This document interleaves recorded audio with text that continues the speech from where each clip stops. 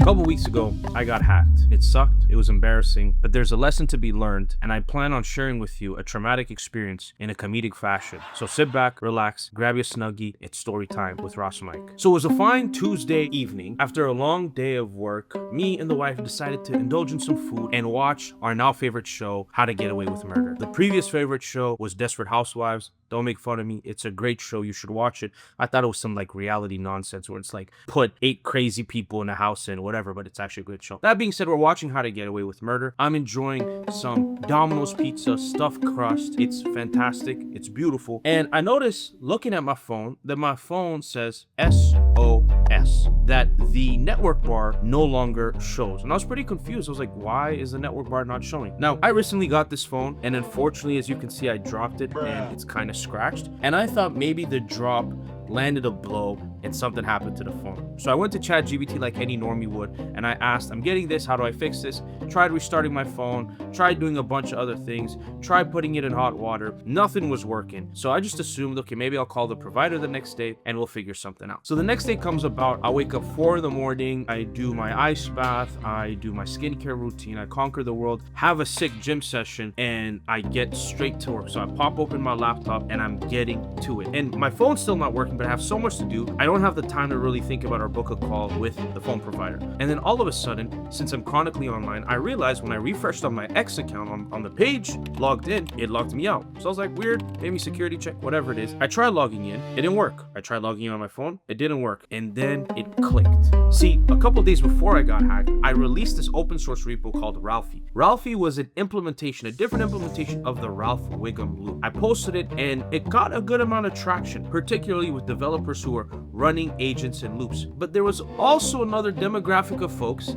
that started to pay attention to it, and that is the crypto people. See, right before the Ralphie project dropped, there were a couple of these agent wrapper applications that had went viral on X, and people decided to make tokens out of them. There's a site called Bags.fm where you can create these creator tokens, and I'm assuming the platform was meant for like content creators and as such, but what these crypto nerds started to do is they started to create tokens for developers. Now, here's the thing. Most developers, most open source projects barely make any money, right? A lot of developers are doing it for the love of the game, out of the kindness of their heart. And truthfully speaking, it's an awesome thing. There are so many open source repos that power the web as we speak that some guy probably just got enough to afford rent or to buy coffee, right? So that being said, what started to happen is these coins started to be made, but it wasn't the developer who made the tokens. It was some random dude who would make the token and assign the royalties of the token generated to a specific developer.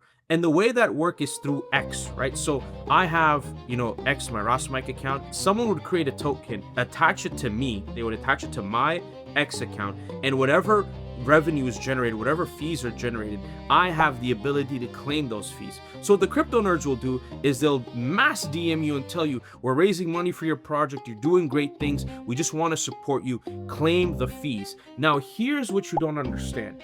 By claiming the fees, you are inherently supporting the token. You are inherently saying that you are claiming the token. You're basically claiming something that you didn't make.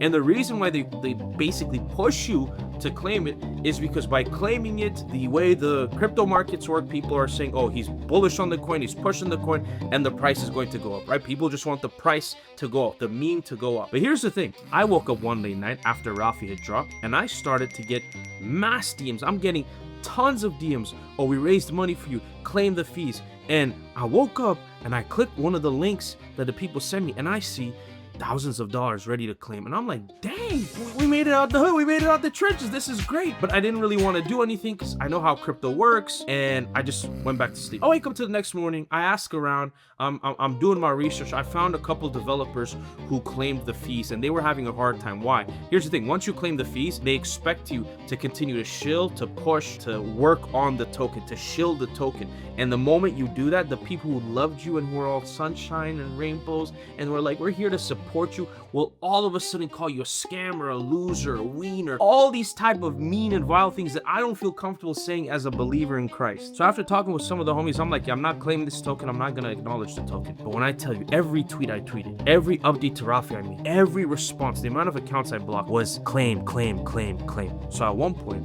I'm like, I'm not claiming this nonsense. Crypto people, leave me alone. The reason why I give you this context is the moment I couldn't log in my X account, I realized why. Someone had hacked my X to claim the fees. The very first thing I did is I reached out to Theo and really sincerely shout out to Theo because it was early in the morning for him. I called him. He connected me with some people who worked at X. Quickly, they locked the account down.